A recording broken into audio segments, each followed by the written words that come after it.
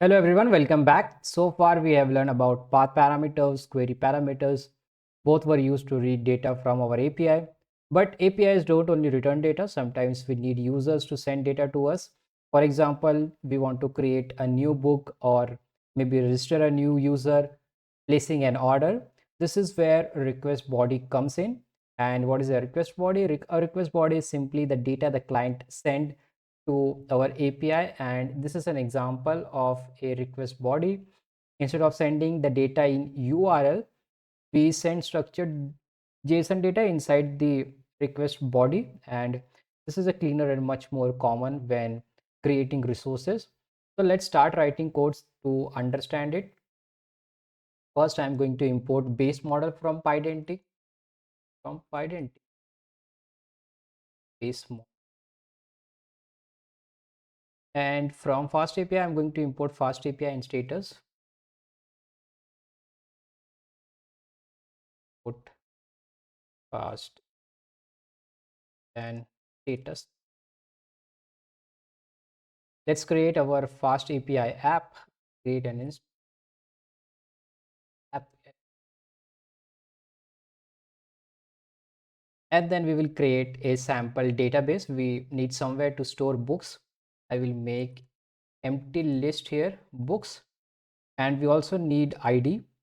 I will make a variable next underscore book underscore ID, and the first ID is going to be 1. Each new book will get a new ID automatically. Now let's create a request body model. Create request body model. When user sends data, we need to define what the data should look like, and that's where the Pydantic model help us. We will create this class. Let's name that class as class book create, and then whenever you are creating these classes using Pydantic, you will always inherit base model. Right here, base model, and then define the expected data and its type. So first is title, is going to be string. Then the other one is, let's say, author. This is also going to be string. This means every new book must contain a title and author. Both must be strings, and FastAPI will validate this automatically. We have created this request model. Now we have to create a response model. Create model. Now after creating the book, we want to return it, but now it should also include the generated ID. So let's create another model, new model, class book, then base, because in this book create model we don't have ID here. Then here I'll have ID, the data type is here, and then copy paste. Title is going to be string, and author is also going to be string. Now the only difference between these two classes is that we have ID here, because once the book is created, it has an ID. Now we have to create a post endpoint.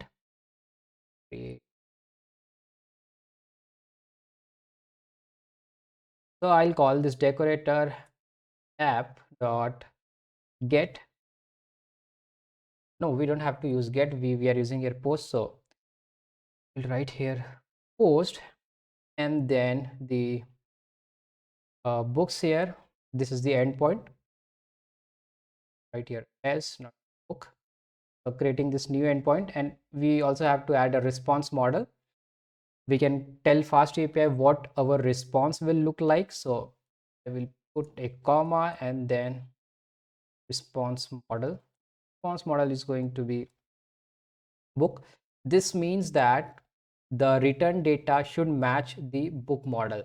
It should have ID, title, and author, and also the matching data type.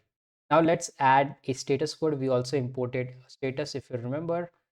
So here you see we have status also we have imported, and we can set that explicitly. When something is successfully created, the correct HTTP status code is not for 200, it should be 201 created. We can set that. Well, let's do that. I will then put comma here, and then status code. Status code is going to be from status. I will call http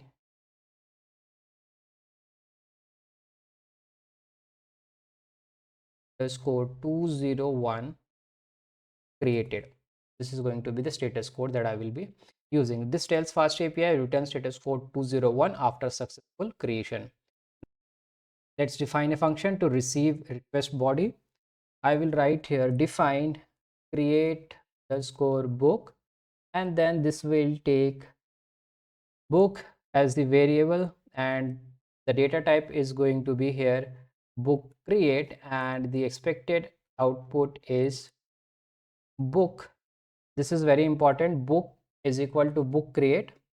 So FastAPI will automatically understands this should come from the request body.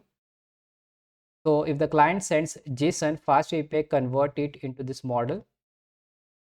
That is this book create model. We will have title and author. Now we also have to access the global ID counter. We want to update our global ID. So we can write global underscore or just global next book ID.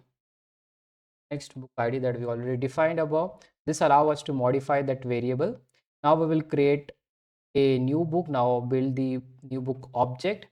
I will write here new underscore book, and then the class is going to be book.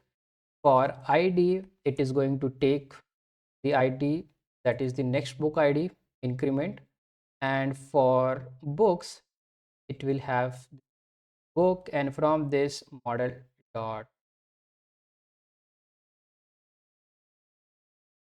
So let's first understand it. First, ID is equal to this next book ID, assigns the next available ID, that means, and book dot model underscore dump. This converts the request body into a dictionary. So for example, we have this example. This is the request body, and then we will call that this book dot model underscore dump, and this will convert it into a dictionary and unpacks that dictionary into the model. So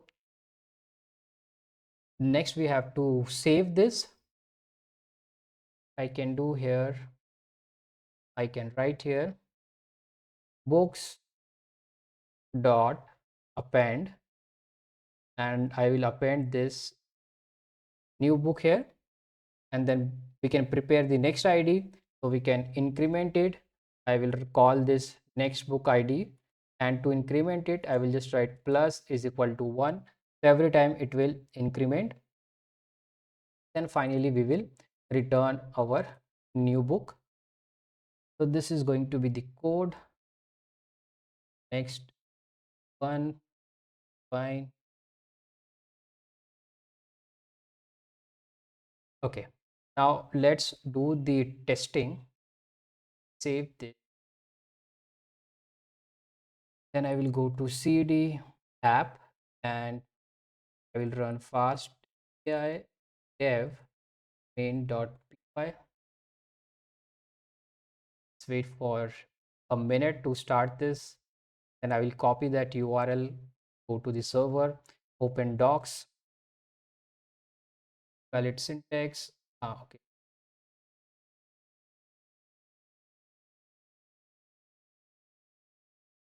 So I have this books.append. Okay, I have to write it like check.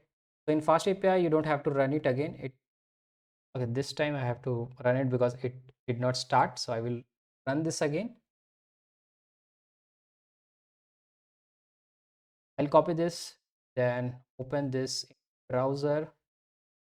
I'll write here. Then I will go to the endpoint docs. Now here you can see we have this post method that we have just created, and let me open this. How can we test it? So we can click here and just try it out. And what is required here, we have to give the title and author. So I'll come here. You remember our example, take this, copy this from here. I'll paste it here and then click on this execute. And here in the output, you see ID is 1, title is learning fast API, author is StatsWire. Now, if I learning Python, so instead of this ID is equal to 1, I should see ID number 2. Let me execute this again. So here you can see the ID has incremented. Now ID has become 2, title is learning Python and author is StatsWire. So this is working, and today we learned what a request body is, how to create Pydantic models, how FastAPI and JSON automatically reads, and why 201 created code is important. I hope you enjoyed this video. If you like my video, you can subscribe to my channel. Thank you for watching.